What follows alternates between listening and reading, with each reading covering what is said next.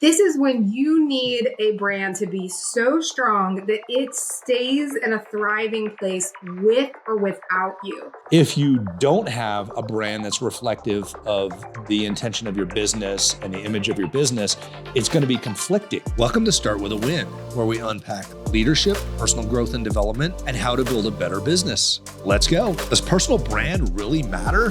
Today, we talk about that on Start With a Win. Coming to you from Area 15 Ventures and Start With a Win headquarters, it's Adam Contos with Start With a Win. Well, that's what today's guest, Lee Hayward, tackles every day. Lee is an image and brand consultant who works with elite service professionals to help them up-level their image and make more money by having a better personal brand. But she doesn't just focus on what you wear. She dives into the 5 key brand components to help you grow your business and achieve your vision. Lee's clients often describe her work as magic and say she helps them discover their deeper selves. So I'm thrilled to have her on the show today. Lee, welcome to Start With a Win. Thanks for having me. I'm excited to be here.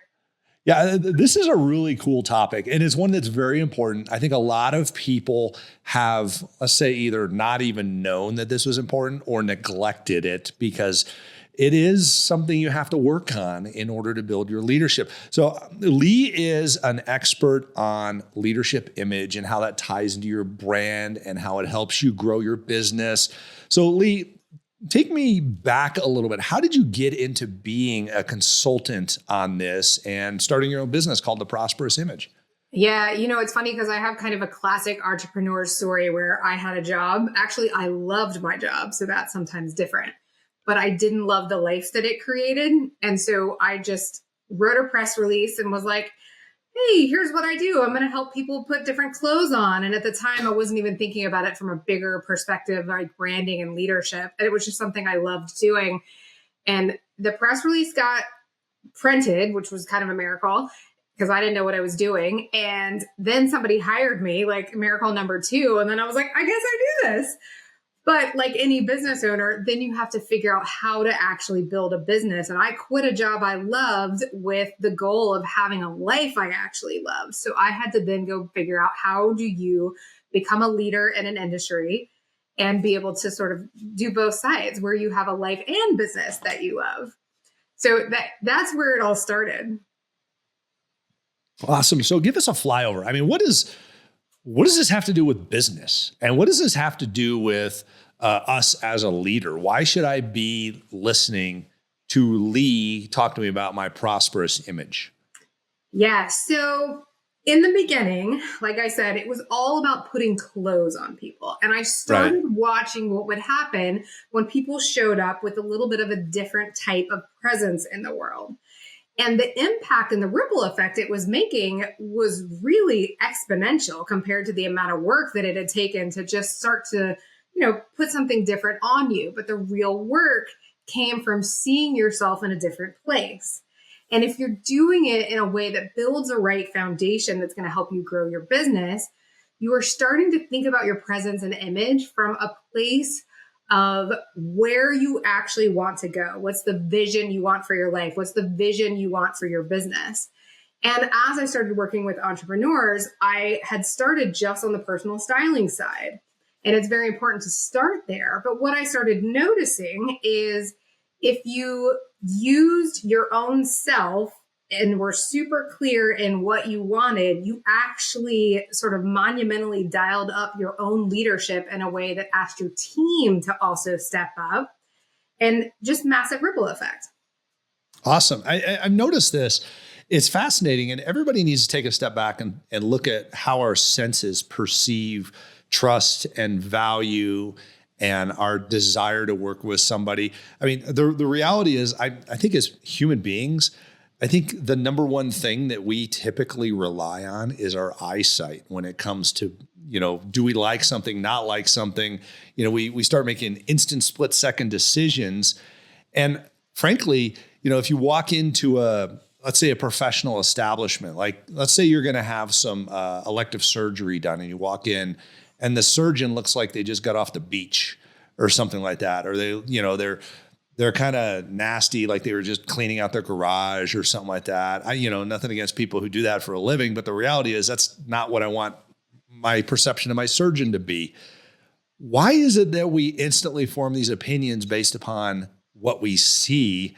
And does that impact our desire to purchase from somebody? I think it does. Oh, I mean, I totally agree with you. I mean, I think it's very interesting because we do live in a place in society where it's kind of a do you, be you, all these things. But at the end of the day, we all sort of come from cavemen, and cavemen were not a do you wander out from the cave without looking, like, right? There was a reason that sort of resonated in all of our DNA that goes back to safety and survival. And so, judgment can be certainly used in a very inappropriate and wrong way. But if we really go back, judgment was sort of ingrained in all of us so that we survive and prosper. And so before the cave person walked out of their cave, they're going to look and with their eyes and decide, is this a safe time? Is this a safe place? And in a way, we're all doing that, whether you're on Zoom with somebody to hire them, even just like listening to them. You're using all of those senses to decide, like, is this a safe investment? Is this a safe person to work for? And we don't usually put it in those terms, but really it goes back to safety, security, and ultimately prosperity. I love this. And you created something to tie all these together, and that's your image mastery system. Tell us, what is that? And then we'll start pulling it apart and go through the different components. Yeah, absolutely. So I believe that everything starts, whether you're a founder of a multiple $1-million company or you are, doing your own show. I believe and have found in all of this experience building my own company and working with lots of entrepreneurs, it always starts with you. So the image mastery system starts with the idea that your personal brand is driving every result that you're getting throughout every piece of your business. And I think what we have to back up a second and talk about this idea of brand, because brand is one of those words that I think gets thrown out all the time. And sometimes you think of it like, oh, it's my logo. Sometimes it's my personal brand. And I think it's this like convoluted idea that nobody's super clear on, even though we're using the word left and right. So I like to make sure that my clients are thinking about their brand as what it is, which is the way people perceive you. And what we do with the image mastery system is we help you use all the pieces of your image, which are the things you put out into the world, in order to strategically help you be perceived in a way that's going to make you be successful. And so it's really remembering that brand is really like what's coming in and image is what you're putting out there. And, I think image can be sometimes a scary concept for people, thinking about, oh gosh, I have to make things look pretty or perfect. And it's really not about that. It's really just about a consistency that you're putting out into the world. And then you're running that consistency through every piece of the image. And that is what is really speaking to clients and whoever you're in front of to give them that safety. You're in the right place. Please buy from us. I love that. I mean, it was like Steve Jobs. He wore a black turtleneck and blue jeans every time he was on stage. And I didn't know Steve personally, but I'm assuming he wore it to meetings and things like that also. Oh, yeah.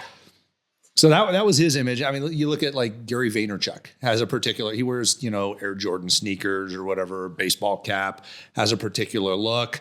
I mean, it can go on and on. Damon John has a particular look.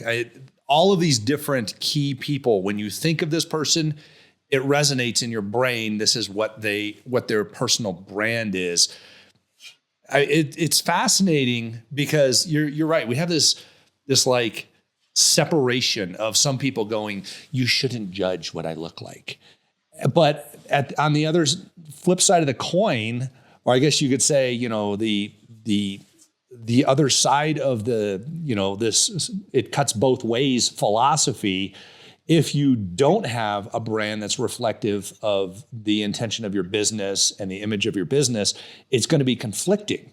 So, I mean, what happens when we create this conflicting environment where, you go into a bank and they're dressed like a painter or something like that? I mean, is that going to cause us confusion and make our brains go, is this really who you want to be doing business with? Because I think it does. Yeah, I think a lot of times, and I've fallen to this as well in different parts of my career. We believe that it's the service that we provide that is going to really catapult our brand to the next level, catapult our revenue to the next level.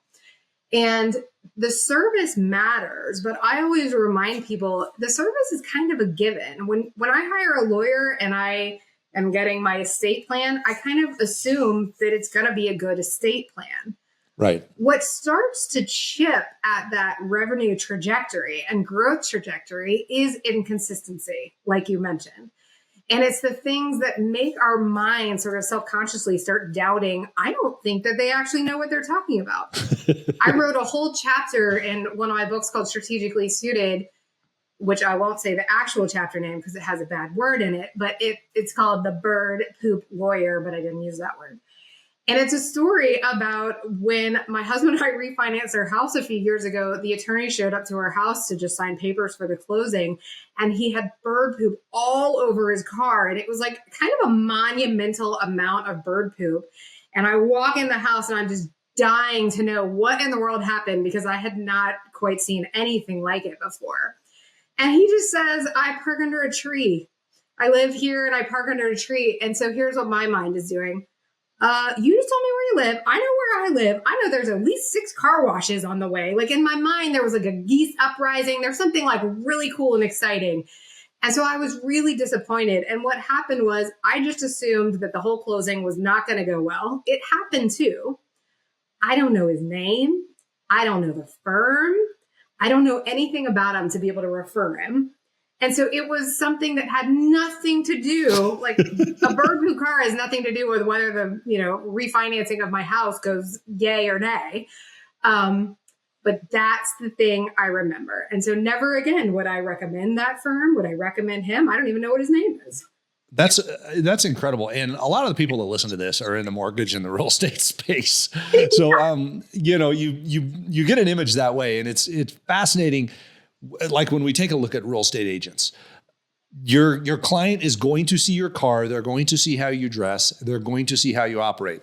So if it looks like you live out of your car and you're disheveled, you're disorganized, you haven't ever washed your car, or maybe you can't see through the windshield because it's all cracked or something like that. I mean, people are going to judge. Yeah. We do. It's human nature. Get over it. Don't say, no, you shouldn't judge, because the reality is, our DNA is designed to do that out of survival instinct. So this is a great topic. And it's the same thing with a CEO walking into a meeting room. Talk to me about that. As far as CEOs and their presence, how important are these aspects? I've heard, there's some books out there. There's, obviously gravitas, there's appearance, and there's communication as the 3 pillars of a CEO's presence or an executive presence, and why those things matter. And I taught the class to executive MBAs, and I actually got some people that were turned off by me saying, people are going to judge how you look. And they're like, well, you're fat shaming me. I'm like, no, people just want to know you take care of yourself. Right. You can still be heavier, but polished. So, grooming and polish are the 2 aspects of appearance. What comes to mind for you when you think about executive presence and how much that matters?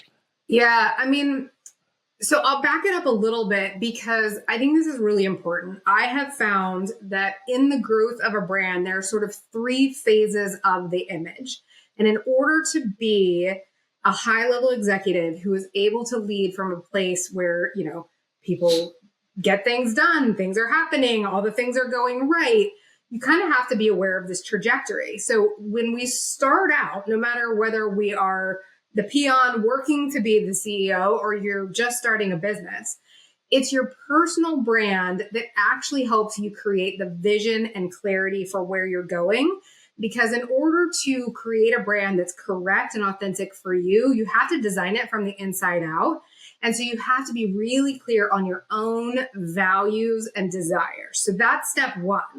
Step 2 is when you are in a position where you're leading a team or you are becoming a thought leader within an industry, whether you're influencing on social media or in person in a team meeting, the way you are consistent with that personal brand And the way you were able to speak about it, which sounds easy, but it's really not. Part of my job is just being a translator some of the times, is what allows you to like sort of trickle the essence of the brand out of you and into other people.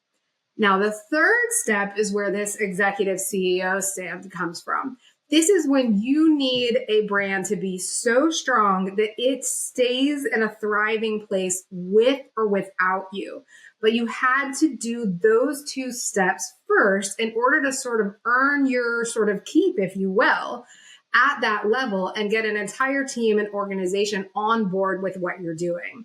And then for that particular executive, what really matters for their presence, in my opinion, is being aligned with what the company stands for and what they say they stand for. Because their main job is being a people person, to pull all the strings and get the things done. And you can't do that if people don't respect your presence.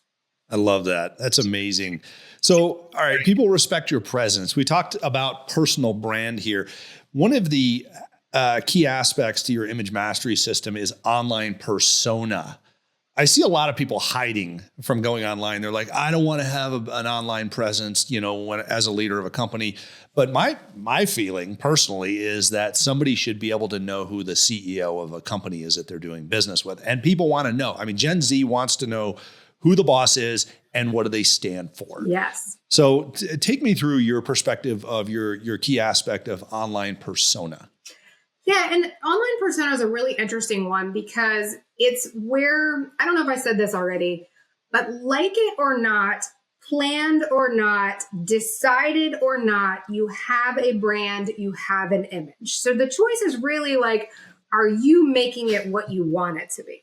Right. And the online persona piece of the image mastery system, it's one of those pieces of your image that really chips away at your reputation and your brand very quickly because everything is available for people to see all at once.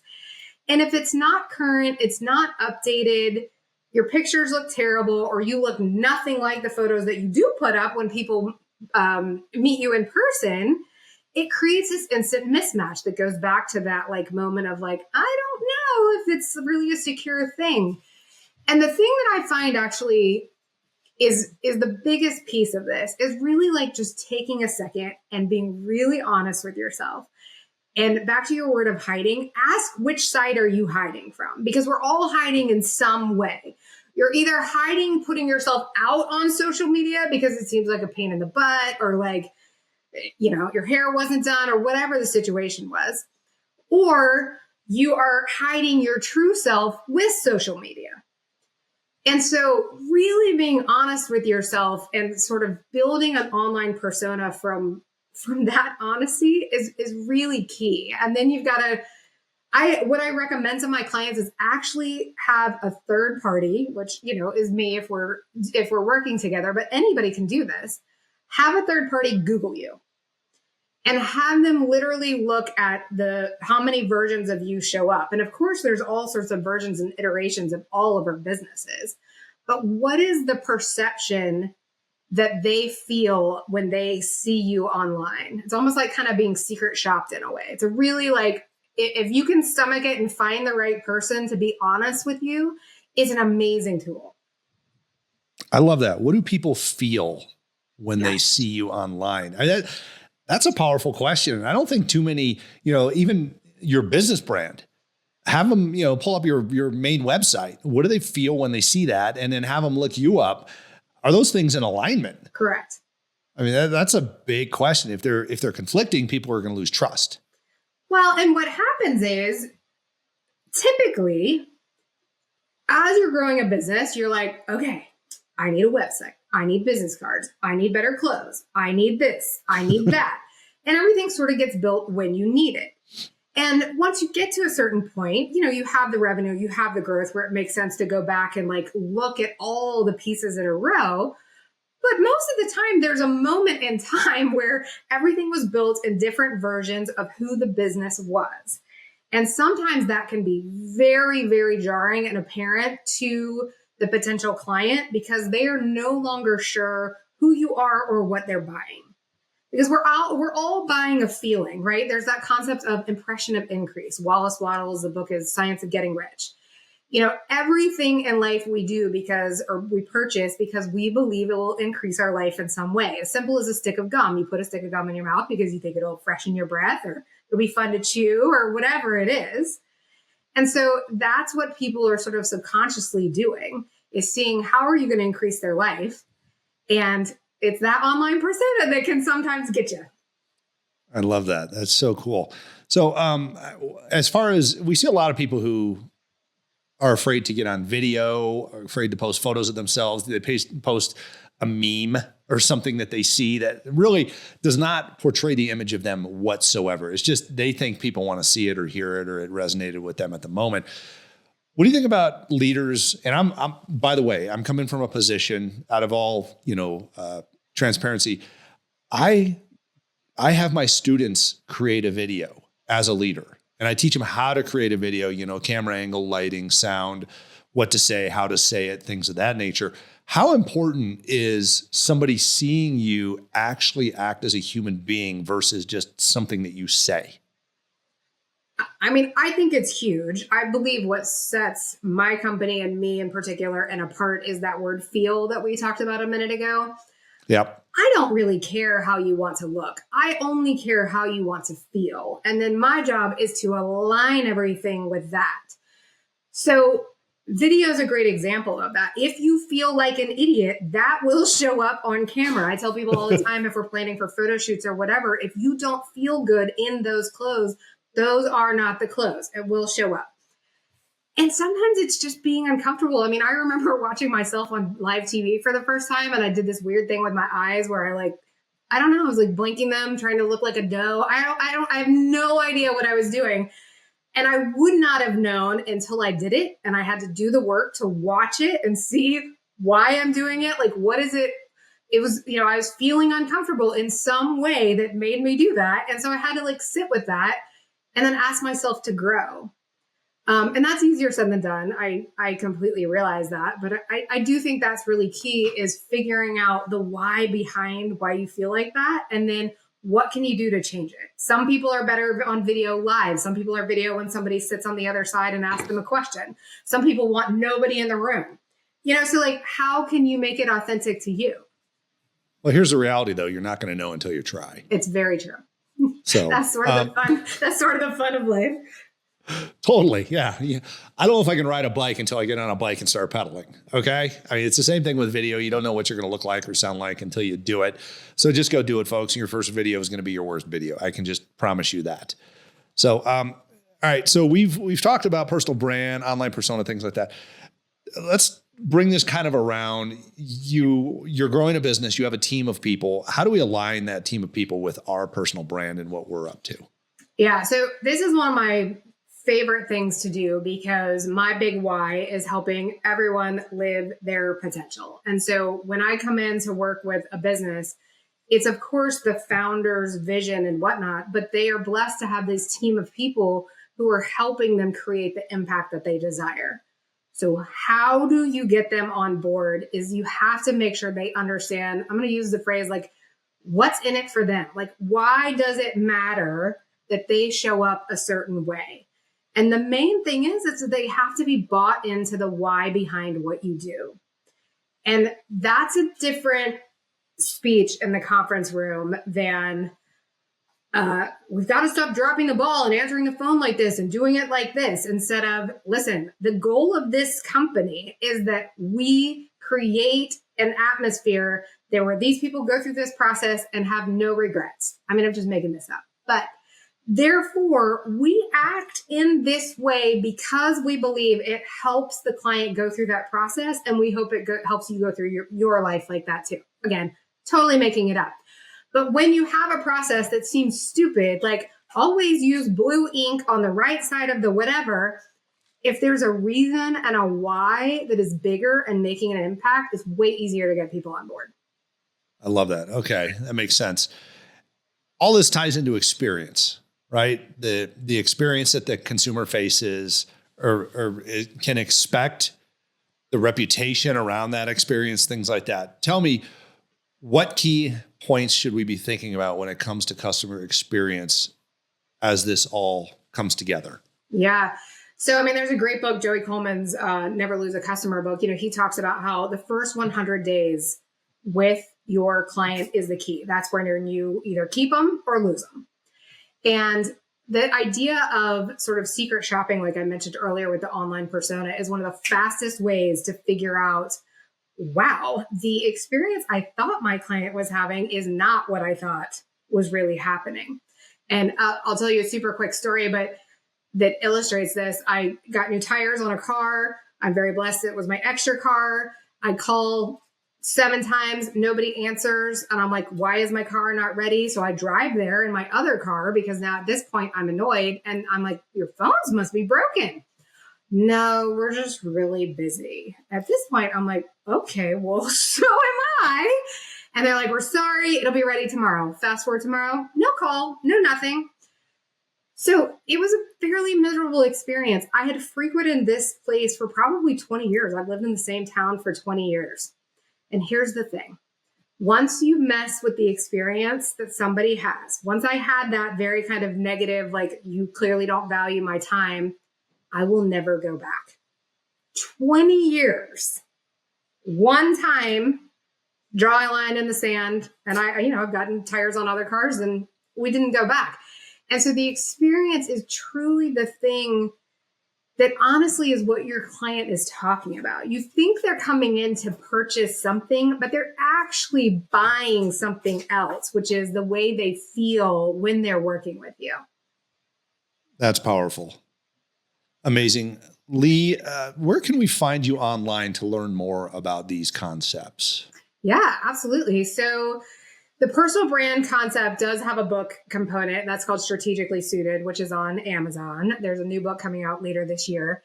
And then prosperousimage.com is the site.